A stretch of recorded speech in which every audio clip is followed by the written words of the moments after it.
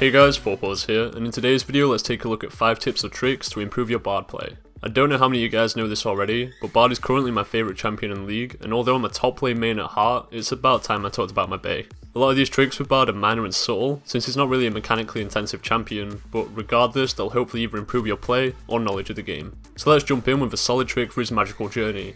Whenever you're in your fountain, you can use Magical Journey against a wall to skip out a decent portion of walking time. This is always useful for returning to the lane faster, and you should use it every time you base. However, another underrated use of this trick is utilising it at level 1 to quickly invade your opponents. This strategy is really risky, as obviously you don't want to start your lane phase with a point in this skill. But if you have a great invade team, such as Elise, Twisted Fate or Maokai, or any decent CC, then this is a potential level 1 play.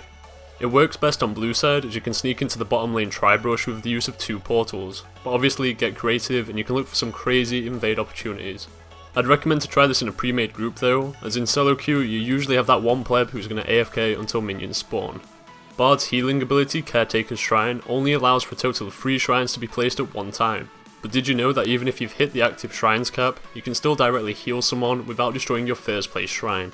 Basically, when you've got those 3 shrines ready to go, don't worry about using your W just for utility or a small heal. Whilst we're talking about the health shrines, here's a basic tip that you should already be doing hopefully on autopilot. Before you go on an adventure to collect some of your chimes, make sure you've used up quite a bit of your mana pool. Each chime will restore a flat 12% of your maximum mana, so if you're already at a good mana pool, make sure to burn that down. Although it's not as easy to understand, mana sustain is very important in the exact same way health sustain is. You want to trade your mana resources to hopefully lower your opponent's health resources, so don't run around sitting at max mana. The most common way I burn my own mana is laying down a few shrines before I leave, and this has the double whammy effect of now your AD carry is a little safer whilst you go on your adventure. One of the coolest plays a Bard can make is disabling an enemy turret with Tempered Fate to set up some nasty tower dives. Something to keep in mind is that you can't disable any structure that is sitting behind an active turret. So an example, this bot lane tier 2 turret will not be affected by Tempered Fate whilst the first turret is still alive. It's just something to watch out for when you go super deep and before you bait your team into an active tier 2 tower early into the game. And finally, let's talk a little bit about setting up the Bard power spike. Bard doesn't have a power spike in the typical sense of certain level caps. Rushing level 2 as Bard doesn't guarantee a free win like it would if you were playing Lucian.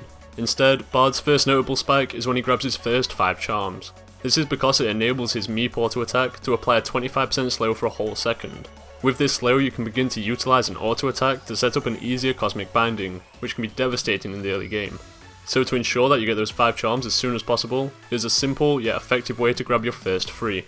When the game starts, you'll have a total of 3 chimes spawn before the minion waves collide. At around 35 seconds, 2 chimes will spawn.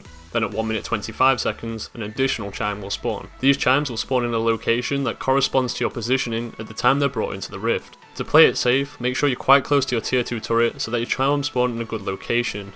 Obviously you do need to protect your own jungle, so in between these spawning times, feel free to hold a defensive position. When you do this correctly, you'll consistently be grabbing 3 chimes before the lane phase begins, and that's like a mad 60% of the way to your power spike, dudes.